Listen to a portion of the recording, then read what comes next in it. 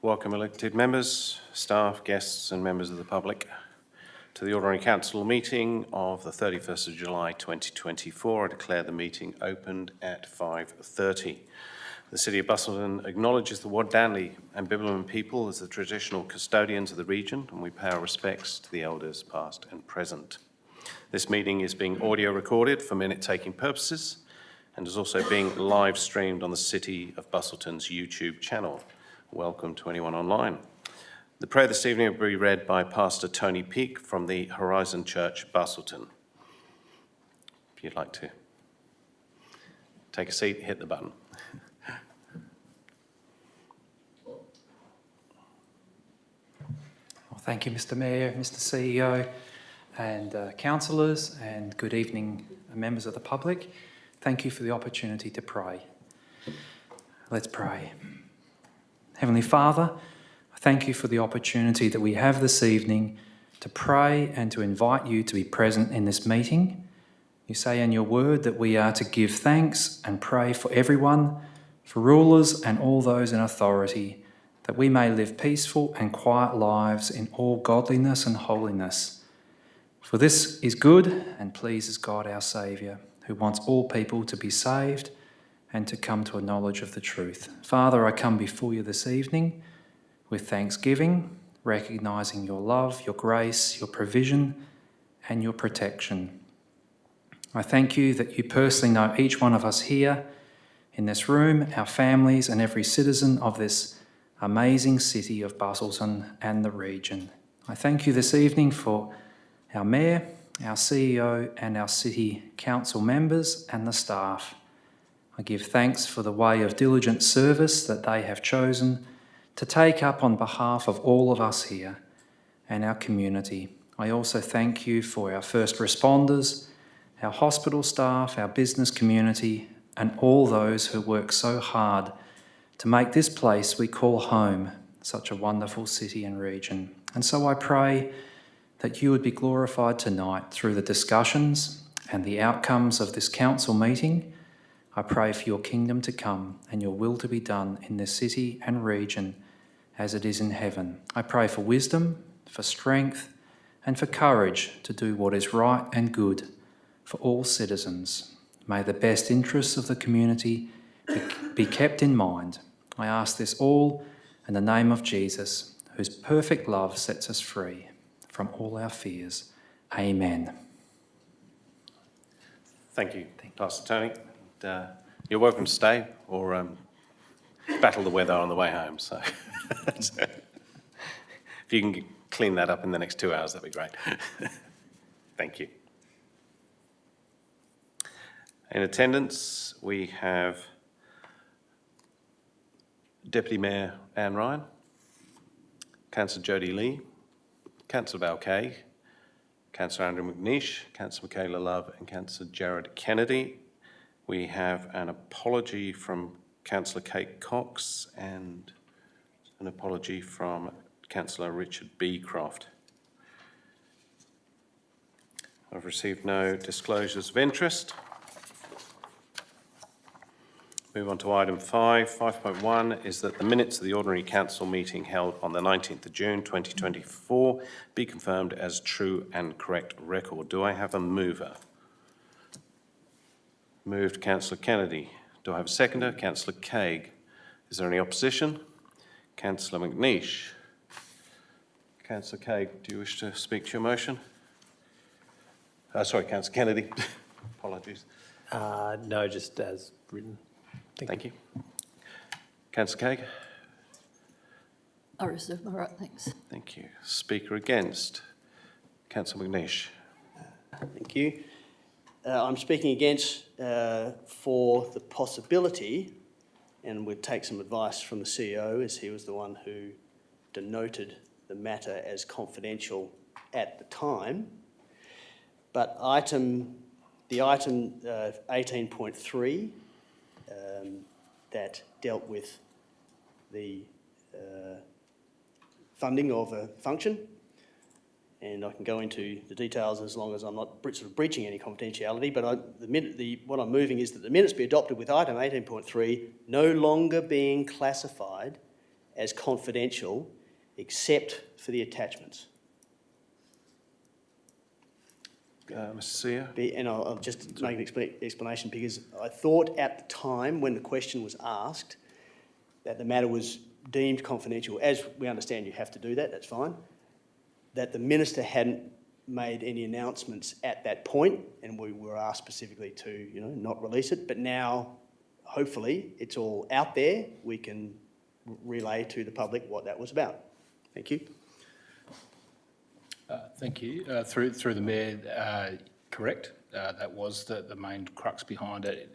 There was also some commentary in there to assist council with weighing up risk associated with political environment that needed to be considered as well. So I'd still, because I suppose rather than making parts of or thereof confidential or not, I would still recommend that it be confidential at this stage. You may ask a question, yes. Do you foresee that it, given what you've said, would be able to be made confidential at a future point in time? And would you advise the council accordingly if that occurred? Yes, I do, and yes, I would. Thank you. Speaker for? Speaker against? If not, seconder, no. Councillor Craig, did you? No. I believe the minutes were as I recorded them myself in my mind. Councillor McNish's, I did note that the comment was made, but no, Yeah. I didn't note the comment was made, but I still stand with my adoption of the ordinary council meeting. Certainly. Right reply? Yeah, as the CEO mentioned, we've got the opportunity to make that unconfidential. Sure. Thank you. Fantastic. Okay, therefore I put the motion. All those in favour?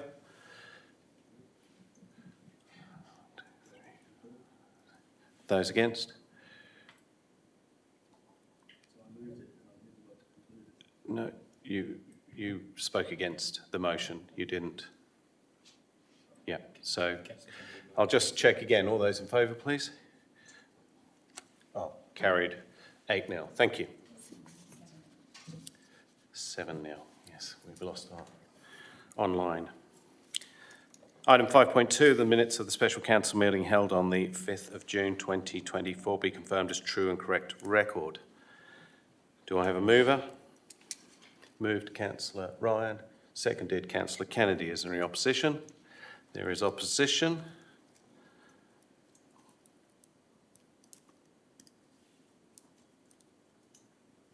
Councillor Ryan, do you wish to move your motion? Speak to your motion. No, thank you. Thank you. Councillor Kennedy, do you wish to speak? Reserve my right. Certainly. Speaker against? Councillor McNeish. I speak against and move an amendment. And the amendment I have on the screen would be as noted there. The reasons for voting against on that item was, well, the alternative motion part 2, that was carried, was submitted in writing together with its reasons, including gaps and issues with most of the recommended KPIs, and these were spoken to by the mover and thereafter by the seconder, in which the administrative error of wrongful committee membership, Councillor Richards now Lee, its exclusion, was acknowledged as a contributing factor, reducing the effectiveness of the review process. The council did not specifically debate and resolve any reasons. An administrative provided summary thereof is, and in those brackets or thereafter, I propose to accept the officer's summary of the minutes. So, in noting this, it's seemingly unimportant, but it really is, because it goes to the reasons given for voting against an officer's recommendation or a committee recommendation as was required in the admin regs. There is no established mechanism to consider the individual reasons that councillors vote the way they do. In the old days, we used to have a bit of paper, stop the meeting, 30 seconds, we write down our reason, that gets collected, and that gets put in the minutes. So that is signed off by the councillor as their reasons for voting against something. And I would like to see that re-established in this organisation. But until that happens, I've seen a reasons given in the minutes, which was a reasonable summary, but it was an incomplete summary. And I wanted that couple of sentences to precede the... Councillor McNeish, I'll give you some flexibility there to talk on the item with the motion that we are actually talking about here. If that is the case, I'd need a seconder for your amendment. So, Councillor Richards. Lee, sorry. Trying to catch me out, aren't you? Okay, do I have a speaker against this amendment? Is there any opposition, shall I say, to this amendment? No opposition. So I'll put the amendment. All those in favour? All those against? 5-2. Carried 5-2. So now we move to the substantive motion as put in front of you.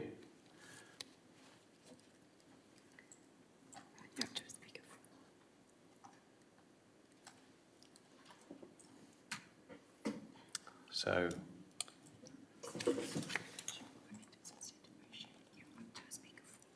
okay. Do I have a speaker for the amended substantive motion? I'll speak for and thank the councillors for acknowledging. This is the microphone thing. Sorry. I'll speak for. It was a good summary, just a little bit of notation there needed, and I'd foreshadow in future, I'd like to have the discussion with my fellow elected members about perhaps going back to the old days. Thank you. Thank you. Speaker against? Speaker for? If not, now return to Councillor Kennedy, who's the seconder. Nothing to add. Thank you. Councillor Ryan?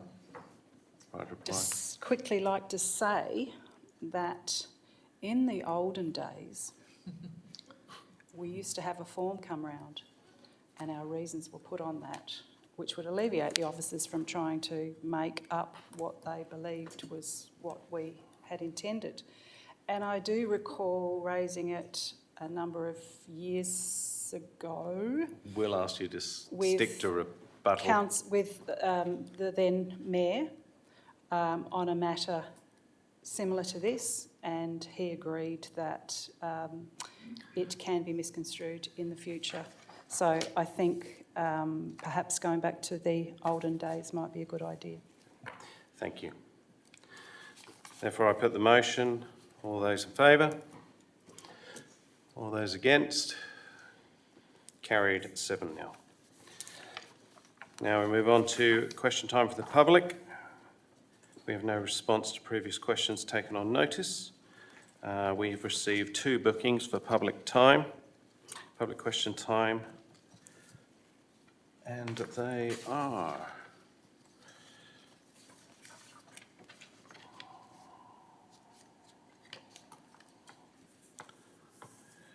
just a reminder that in this public question time, it's not an opportunity to make statements or to enter into any discussion or debate on the questions or the responses provided. If you'd like to discuss an issue with councils or make a presentation to any item on the agenda as opposed to asking a question, I would encourage you to attend the community access session or the public agenda presentation session in the first and second Wednesdays of the month. Questions will be limited to 3 per person to ensure that members of the public wishing to ask a question have the opportunity to do so within the time allocated. I will not permit the breaking of questions into subparts. I'd like to take the opportunity to remind you of the respectfulness and the... Thank you. of what this chamber stands for. First question is from Dr. Andrew Dickey. Dr. Andrew Dickey, would you like to come to the front? Please state your name and your address. The standing orders. Dr. Andrew Dickey from Busselton. I have 3 questions tonight, but you will be pleased to know all 3 questions are very short and simple and none of them have preambles. Question 1. Will the City of Busselton be issuing public warnings about toxic cyanobacterial levels in the Lower Bass River next summer, each time it is recommended to do so by the Department of Health, and if so, on what media? Okay, yes, the media used to issue the warnings will depend on the direction of the Department of Health, and we will most likely make public notices on Facebook and the city's website. Thank you. Question 2. Have any bids been received by the City of Busselton for the tender to remove sediment from stage 3 of the Lower Bass River? We've received 3 responses for that, for stage 3 sediment removal, and they have been from Apex Envirocare, Apex Envirocare, Busselton Civil Pty Limited, BCP, and from Pinnacle Hire WA Pty Limited, and the tenders are still under review at this stage. Thank you. Question number 3. Will the City of Busselton ever release to ratepayers the total cost of building saltwater, including all of the contract variations and other cost increases? Absolutely. There's nothing to be hidden here. The city will communicate the full cost of the project once it is complete and fully known, and the city will undertake a budget amendment at that appropriate time. Thank you very much. My next queries are from Trevor Avery. Trevor, welcome. Very new to this, so That's all right. please forgive me if I'm nervous. The question, and I want to put a bit of preamble. Without preamble, I don't think the question means much sometimes. In 2019, 2020, the city stated how much rate increase is going to be due to BPAC, and they quoted between 2.5, 9.5, and then 4.5 if the full construction went ahead, blah, blah, which we know it did. And they also stated that as the city's ratepayers base increases, then that should decrease how much we have to pay. So the question is, for clarity, honesty and transparency to all ratepayers, how much of the proposed 7% rate increase, which is 50% more than the LTFP of 24-25, is attributed to saltwater costs, including borrowings, interest, fees, etc.? Thank you for your question. The rate increase is not associated with the saltwater project, with the net operating cost of the saltwater not having increased substantially from the 23-24 budget, and the city's base rates prior to that increase already provided for those costs. The 24-25 draft budget contains only unspent capital funds from the 23-24 project, funded from the loans already taken out and from the grant funding and not from the rate increases. So we had the funds there. That's where it's been spent from. Yep, no worries. My second question, the CEO has advised that the contingency budget may be increased for the BPAC. There appears to be a general lack of transparency concerning the contingency budget and spending, and on what. So where is the contingency budget on that? So as individual amounts or? Yeah, On individual amounts, sorry. Yeah, thanks, Mr Avery. So, look, the remaining budget, so $3 million was set aside for contingency, as I mentioned previously.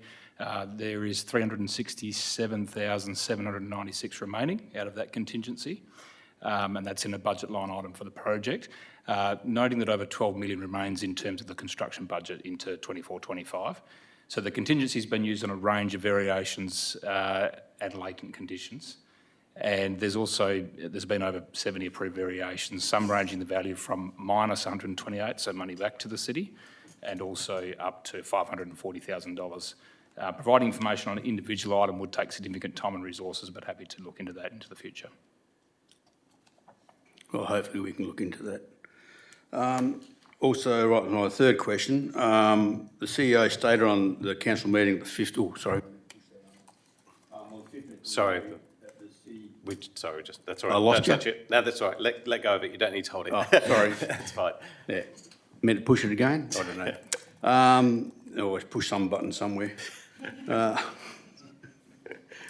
That the city had engaged a third-party contractor to deliver a report on the construction of salt water, and that the appropriate professional support in place to ensure the project is delivered within the parameters of the contract, and that there will be future reports to the council on the saltwater project, which is expected to include both contract and financial considerations. So the question is, has any consultation reports or report been submitted to the council, and if so, when will it or they be made available to the public or the city provide a financial update to the community? I'll actually direct Yeah, that to you. happy if I may. to. Thanks again for the question. So we're actually, the council's actually considering a confidential item tonight. So have they received a report? Yes, they have them in front of them tonight. It will be part of a confidential report at this stage. Depending on the outcome of that, would answer the second part of the question, but I can't answer that right now, Mr. Avery. Yep, good thing asking questions, isn't it? No worries, thank you. Thank you, Trevor. Are there any further questions from the public?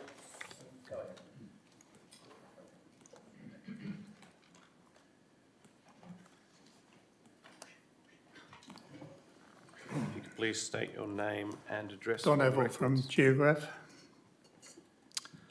At a previous council meeting, this is a preamble, one of your councillors, in reply to the cost of living pressures, made the statement that yes, we have to pay our bills too on behalf of the council. I put in a submission regarding this cost of pressure business, and I'd like to ask you, what measures have you taken to try and cut your cost of living expenses down within the council instead of just breaking it all onto a rate increase? Have you taken any budgeting restraints within your council? Fairly wide question. There's a lot of areas we have to look into, but yes. So, thanks, Mr. Well, it's probably wide-ranging, but if I can assist with the way that the budget is put together through, and also workshops with council as well, is that looking at, just because something was spent last year doesn't mean you'd spend it this year. So both staff and council do critically look at expenditure in certain line items about whether that's appropriate moving forward and what our costs actually are, to try and minimise the burden as much as it can do. We are experiencing significant increases in things like insurance and power costs, etc. as well. So they're unavoidable. They're owed no matter what.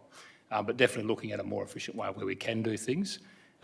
Council in the past and even as early as today has also talked about asking us to go through more service level reviews too around how we service the community through what that costs as well. And I'm sure that will bring up things into the future. Just to quote a few figures from your own payment schedule for a couple of months ago, the council spent $4,800 in a month on council and staff refreshments. Well, Steve, what is your question? The question time? is, are you budgeting? Are you restraining yourself? Staff farewell, $300. Staff I'm conference. going to ask you to ask questions. Sorry, Steve. Staff conference at the Margaret River Chocolate Factory, $2,800. And you Sorry. tell us that you're looking after our money. Well, how the CEO runs, I ask you, how the CEO runs the business. Sorry, I need to clarify. Yeah. There was no staff conference at the Margaret River Chocolate Factory. there wasn't. Well, So- why is it listed down on your payments? I'd have to look into that if that's your question. Well, I'd I have to thought look that's at what that, you Mr. people were doing, Okay. Is Is that that your looking question? after your payments. Thank you. I don't know. Is that the question? Are we looking after our payments? Yes, we are. Yes. You're going to look after that? Is that on notice? Your question was, are you looking after the payments? The answer I'm is asking, yes. you said that you didn't have a conference at the chocolate factory, I'm happy to look into that, yes. so it's on notice.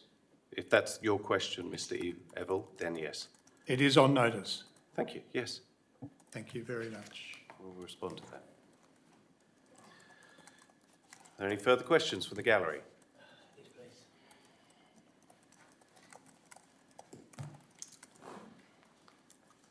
Good evening, Mayor and councillors and the public. How you going?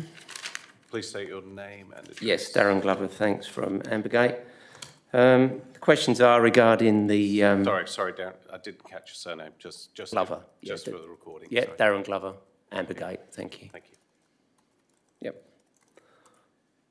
Yep. So in reference to the proposed wind turbines in Geograph Bay, Mayor and councillors, have you seen the letter from the Honourable Chris Bowen? And if so, are you satisfied with the response in light of the concerns of the electors of Geograph? I believe that's more of a personal comment from councillors, but we have received the letter.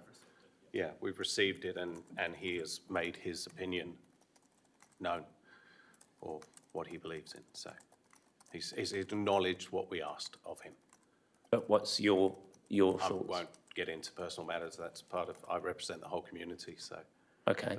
So when will that be made, that statement? Well, the letters in, we have no reason to make a statement as such at this point, so, Okay. yeah. Why did the letter from Don Punch be made public on a social media platform prior to this meeting? Which platform? Was that a City of Busselton platform? Or I saw it on Save Our Beloved Geograph Bay. it's not a website of ours, so I'm not too sure. It's something that's been made publicly available through our website because of the commitment we gave to put things into the councillor's information bulletin. I'm not sure how that was sourced or who's responsible for that website. It's not the city's. So I guess that's my question. How come? Somebody has copied it off of an agenda Possibly, item, which yeah. we've got today. You can see the letters currently. When was that letter released to the council? Today, but for tonight's agenda, so last week. Last before. week, maybe, week before? This was seen on a social media platform about 4 weeks ago. We can't comment on somebody else's social media platform and where they source their media from, but ours was released in accordance with that council resolution, as you recall. All right, because I've got it here. So we'll direct you to ask a direct question if that's okay, Dan. Could I Well, that just was the clarify question. something that might settle the matter? Certainly. Don Punch's letter was in last month's agenda, Okay. and Chris Bowen's letter was in this month's agenda, but they've both been repeated again on this month's Okay. agenda. Right. Great. And Thanks. that was the resolution that council undertook to make it all public to you when we resolved on it after the electors' meeting, when councillors undertook to take heed of your resolutions at the electors' meeting. Okay. Cool. Just one Third more. question. Sorry. Is this your third question? Yes. Yes. Thank you. Right. I could summarise it all into one. There's questions within questions, but We'll just have three and then I'll see if we've got a whole of council meeting to go on with, but appreciate that. You're always welcome to send your questions in prior so that we can have some answers for you. okay. So this is my third question. Is Just that right? one question, if you may. Thank you. So with reference to the whale deaths on Anzac Day, day after the special electors meeting that we had with reference to the wind turbines, the proposal in the bay, what was the cost of the clean-up regarding the disposal of the bodies of the whales, and where would that all come from? Thank you. Yeah, thanks, Mr Mayor. I'd have to get back to you on that one and take that one on notice. So that we would have to have a look at volunteer hours as well. There's a lot of volunteers, as you can appreciate, through that process. We can look at some direct costs. Obviously, we took the bodies of the dead animals at the Dunsborough waste facility. And there was a lot of volunteers involved with that as well. So happy to report back on costs and take that on notice. So I'm able to list other questions in that and send that off to you, no problem? Sorry, what was that? I'm able to list other questions in that and send that off to you, because there's other questions in that I wanted to ask, so see, I'm If I limited can to. answer them, I'm happy to. Yeah, to I'm- those as I'm well. limited to Happy to just 3 take it as an questions. email if that helps, yeah. Sure. Yeah. Thank you. All right, thanks Cheers. a lot. Are there any further questions from the public? Yes. If you'd like to step forward, announce your name and where you're from, please. My name's Gordon Bleachmore and I live at Wannerup. What's your question, Mr. Bleachmore? My question is, I listened to your reading of the standing orders in relation to what can and can't be asked at meetings tonight, but given this has been a short prepared meeting because the councillors have been on leave, there wasn't the normal 3 stages available, so the public have been disadvantaged in their ability to ask questions, present in the lead up to that, and yet you don't seem to have made any allowance for that. How do you deal with the fact that this is an unconventional meeting lead up? I have some flexibility and I've chosen not to use it due to the fact that we've got a lot to go through. We've had special council meeting and councillors have been here since very early this morning in continual meetings. And you have, and I say this so many times, you can reach out to the council, you can reach out to the mayor, myself at any time. You can write to us, you can arrange for a coffee meet or anything. That's just it. I'm open to conversation. I speak to people all the time. My second question is there protocol, the way the meetings run and the way councillors, I guess, stand and address the council? Are there protocols? Yes, we have standing orders. So what do they say can I just, I'm confused. I have some flexibility, so I don't have to make people stand. If they don't want to, I can't stay. If somebody's got a bad back, they don't have to stand. And I chose not to push my authority to make Councillor Craig, if that's you're responding to, talk. Oh, So but I'm seeing it not just, I'm not just picking on one councillor, but I'm seeing this in general, yeah. there are standing orders and they're online for you to read if you wish. And Yeah, we're not all perfect. I'm well aware of that. My third question is the meeting procedures and the way they're distributed to and the way they roll out over the time is like, it comes to me as a bit of a dog's breakfast, you know, and I don't mean that in a crude way, but that's what it is. And the reason is that you've gone away from a 2 meeting a month to a 1 meeting a month, but then you need extra special meetings and they come and go without the stand. Narrow you down to a question, please. So, Thank you. are you comfortable with the way council's meeting procedure is, or do you think it needs to be I'm comfortable with the way it is now. But, Sorry? Say again, sorry. I'm comfortable with the way it is. You're comfortable with the way it is? Thank you. It's come to council, we've made a decision. So it was a council resolution to do the way we are. Thank you. I'm not. I'm sorry to hear that. Thank you. Thank you, councillors. Yeah. Thank you. Are there any further questions? Right, I'll move on to deputations. Questions on notice. Adoption by exception resolution. Item 9. That the committee recommendations for items 10.1 and 10.2 and the officer recommendation for items 11.1, 11.2, 12.1, 15.1 and 18.2 be adopted on block.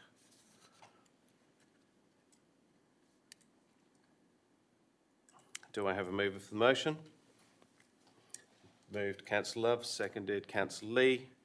Any opposition? If not, I put the motion. All those in favour? Motion carried at 7-0. Thank you.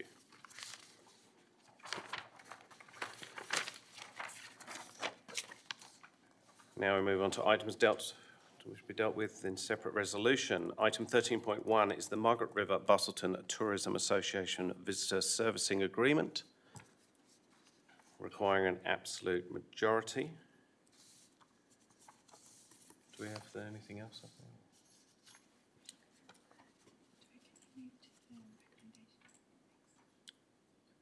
So, That's the officer recommendation. Do I have a mover for the motion? Moved Councillor Love, seconded Councillor Kennedy. Is there any opposition? If not, I put the motion. All those in favour?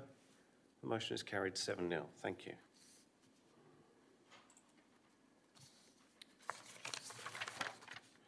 Item 13.2 is the Port Geograph land swap. The recommendation is in front of you and on the screens. Do I have a mover for the motion? Councillor Lee, seconded Councillor McNeish. Is there any opposition? If not, I put the motion. All those in favour? The motion is carried 7-0. Item 16.1, notice of motion from, which is budget development and adoption from Councillor Andrew McNeish. The motion is in front of you.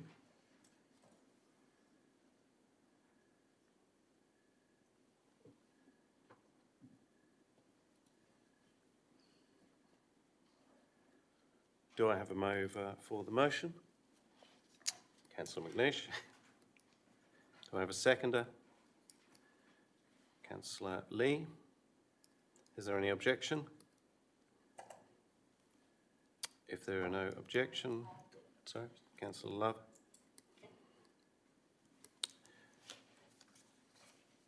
Councillor McNeish, would you like to move your motion? Thank you, sir. On the screen, as written, and just reading it there, I would hope that when the CEO, when the CEO brings back the report that looks at the earliest possible statutory compliant juncture, then somewhere between there and where we're currently doing it would then, the risk and return would be sort of gradiated. Is that a word, gradiated? Yes, within that scope. So not just, I'm a bit of a bang on about the exact words, and if I need to amend, I will, but, we can adopt in June, but 1st of June or the 30th of June or whatever, I'm just assuming that the risk and return would be, on a linear basis, and we can pretty easily work that out when the report comes back.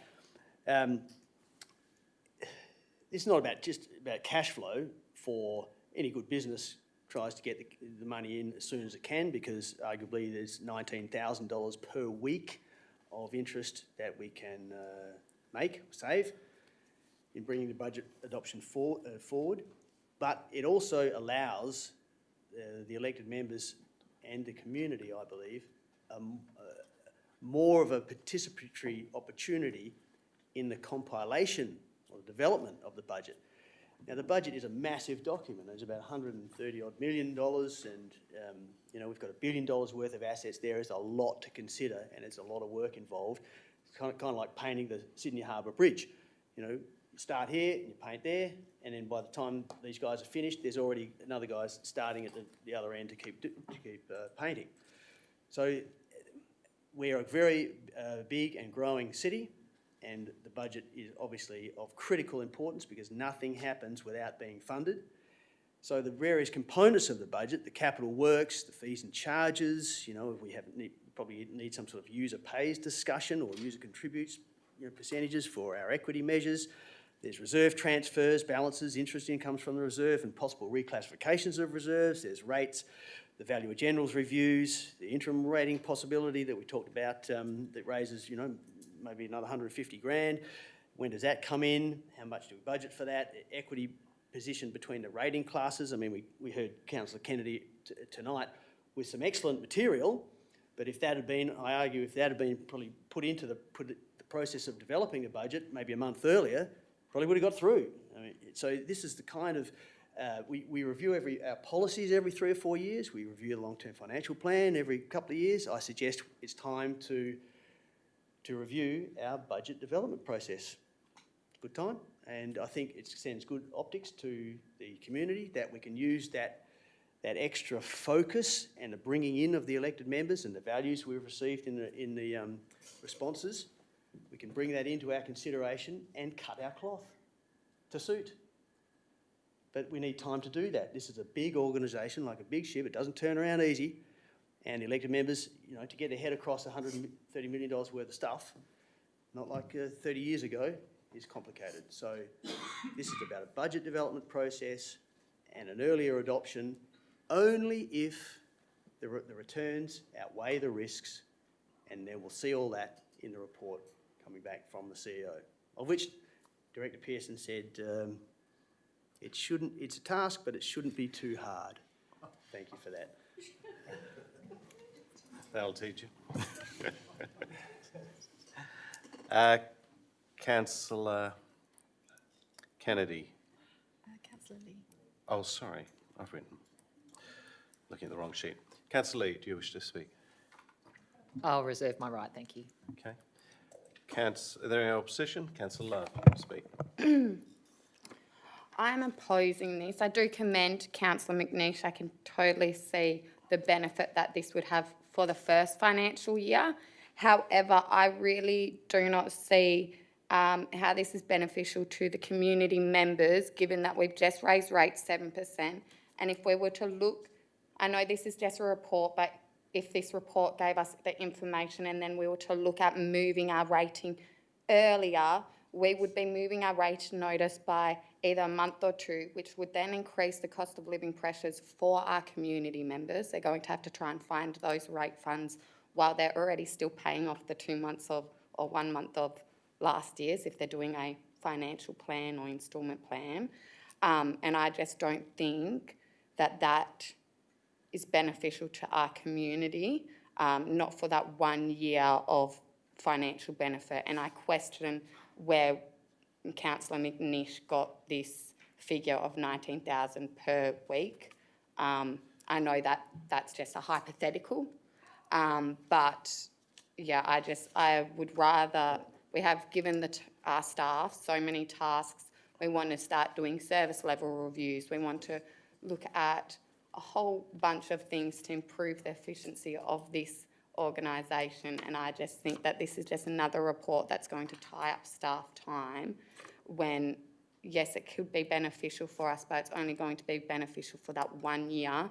Once we've set that rating notice and moved it forward, from then on annually, that rating notice would be July or June or July. So, yeah, I don't really see how that 1 year of benefit to the detriment of our community members, which may already be struggling with the cost of living pressures and then having to try and find that money like 2 months early is my main reasoning for it. But yeah, that's why I'll be opposing this this notice of motion. Do I have a speaker for? Councillor Ryan.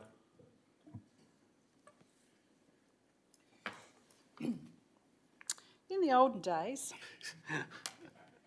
we used to start, when I was previously on council, reading reports and having briefings in March.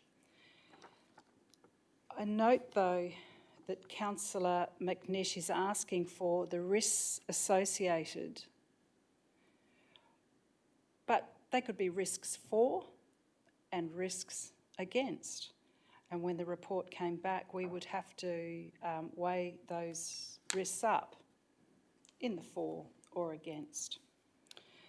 Councillor Love, you talked about efficiency, but as I just stated, in the olden days, we would start in March. And so it might not seem efficient, but if we were to start the process, it might be a lot more efficient at the tail end. Nobody's suggesting that we don't adopt an early date for rates. It is asking about the risks. And we've also heard on a number of occasions that we have to be considerate of when the printer is available to print our rates notices. And so all the 150 councils in Western Australia, 138. I suppose, would have the same issue. So if we can get in early, then it might well be a pro-risk. So I commend the motion to you.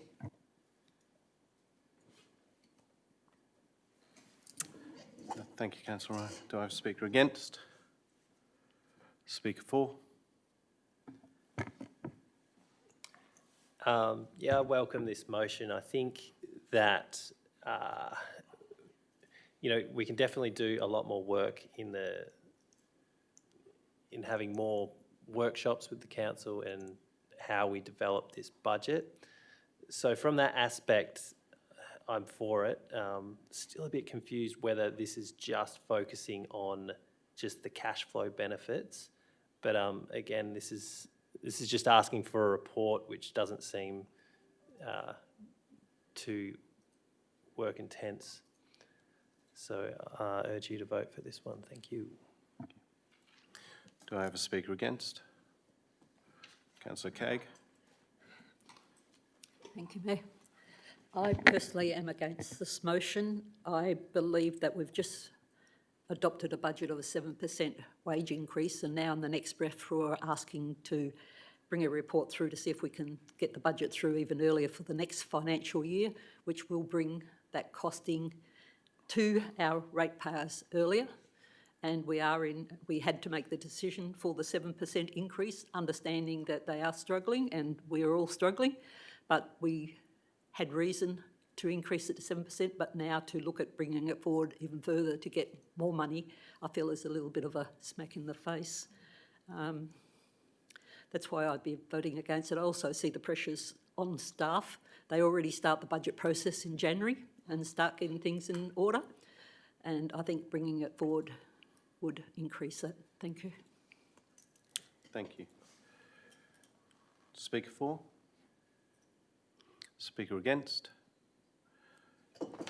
Look, I'll only raise against, and I do commend Councillor McNeish for his intention here. I am, again, a little concerned about the reasons, and very much along the lines of what Councillor Cagg just said, that we are sort of seen to be looking to bring those fees forward so that someone might actually think there's an overlap of when they're paying for their rates. But look, I do support the idea of us, having this open discussion and a report that comes back to council, but I don't agree with the reasons. I think it really should be around the efficiencies of both the staff and the council in making informed decisions and making sure that we have all the information at the right time, which unfortunately, bringing ourselves too far forward, we would not have that. So I'm sort of torn both ways on this one, but yeah, it's just with the reasoning, I would vote against that as well. Thank you. A speaker for? Speaker against? Councillor Lee, you've reserved your right to speak. Thank you, Sure. Mr Mayor, and thank you for everybody's comments on this.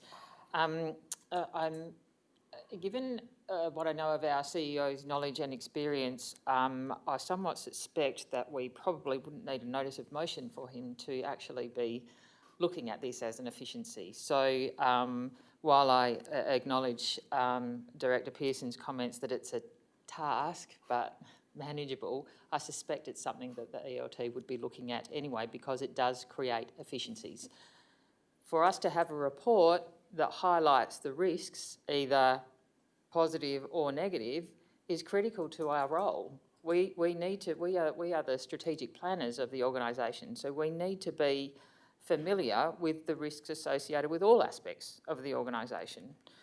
So taking into consideration Councillor Love's comments as well as Councillor Kaye's comments, which I do acknowledge and are very real, there may be evidence in the report to bring forward the rate notice, but we as a council have it at our disposal during that draft of the budget to look at other aspects of the budget that may alleviate any stress or concern for ratepayers. So we're preempting our process of developing the 25-26 budget, and as we've seen through this process, we have many levers that are available to us, and that will just form a part of the information but I feel like if we have a report that highlights exactly what's happening with the risks associated at the moment, then that will help us to make informed decisions. I also just want to acknowledge that understanding, especially the discussions today about the CEO's KPIs, we're pretty much asking him to bring about world peace and like hunger in the universe, actually. So I appreciate that he and his staff have got a lot to do. But I do think this is important, and I do think that, like I say, I think the CEO would be addressing this anyway. And I thank Councillor McNish for putting this forward as a notice of motion. Not that it necessarily, I think, needed to be a notice of motion, but that's just my view. So that is my reasoning for supporting this, and I would ask other councillors to consider that argument. Thank you, Councillor Love. Jeez, oh, one of those. It's been a long day, hasn't it? Apologies, Councillor Councillor Lee. Councillor McNish, your rebuttal. Thank you for the summing up to Councillor Lee. It's good that we have a notice of motion so we can have such a summing up and a discussion and various points of view. I'm just going to pick up on a few of the points. So the rating is just, we always rate for a 12-month period. We're not doubling up. We're not billing, double billing for a couple of the months. Each year, the saving occurs because if we're rating for the financial year, if we receive the money only in September, where we could have received it in July, there's that 2-month saving that we get every single year. Okay? Not just 1 year, every single year. So again, that will be explored in the report. The 19,000 per week is a figure I got from Director Pearson. So I can rely. Yes, estimate, absolutely, an estimate. Could have been 19,100. Now, we've got an interesting comment about voting against the motion because of the reasons. Well, every elected member will have their own reasons for voting for and against, but it's the actual words of the motion that need to be considered. And if you consider they to have merit, then please vote for them, even if you don't agree with the reason. And we are in the business of local government. We're not a business, but we are in the business of local government, and that's always about risk and return is business, and I look forward to receiving a report on a task that is not too hard. Thank you. Thank you, Councillor McNish. Therefore, I put the motion. All those in favour? Those against? Carried 6-1. Thank you.